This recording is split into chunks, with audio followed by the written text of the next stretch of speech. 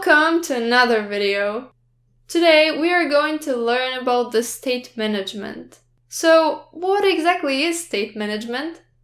As you can see, there are two different screens presented. The number 1 is written on the first screen and the number 2 on the second screen.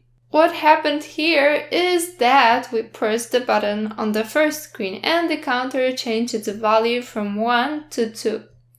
You can notice the different values shown at different times in the picture.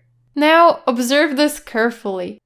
The first screen is the first state and the second screen is the second state of the app after pressing the add button. So these two screens are two different states of the app, and the management of these states is called state management. We are going to continue using my Dashatar app. Let's start from where we left last time.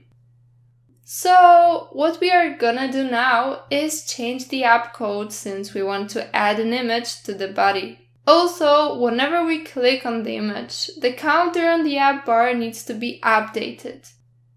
First, let me change this widget from stateless to stateful because we cannot change the state in the stateless widget. The name already suggests it. Stateless means without state. Let's start. I'm gonna just comment this part out as well as cut and paste the widget build over here for later use. Now let me go ahead and delete the stateless part. I'm gonna write st and choose the stateful widget suggestion. The Android Studio is going to create a boilerplate for us. Then give it the name myapp, which is the same as it was before.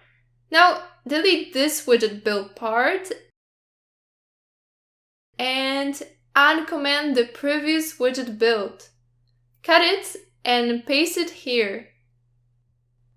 Also, let's remove this tag from here, and instead of it, let's bring one of the containers that we had commented earlier for later use.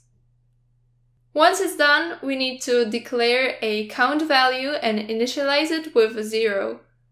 The count will be increased every time we press the button. Let me restart the app so that you can get a better understanding of what's happened over here.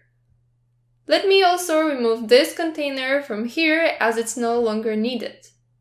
At this point, we should reload it. Now you can see the difference in this code of a stateful widget is that it has this create state function which was not there in the stateless widget. Okay, I am also going to replace the text -app with the count value. It's important to use a widget which has an onPressed or onTop property in order to update the value of the count. So I am going to wrap this image with material button. It's showing an error over here because it is compulsory to put an onPressed property. Let's put it then. And it accepts a function where we can carry out some tasks.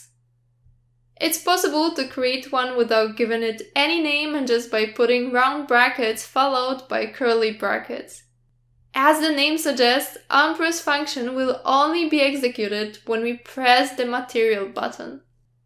So, inside the nameless function, we have to increase the value of the counter by writing count++.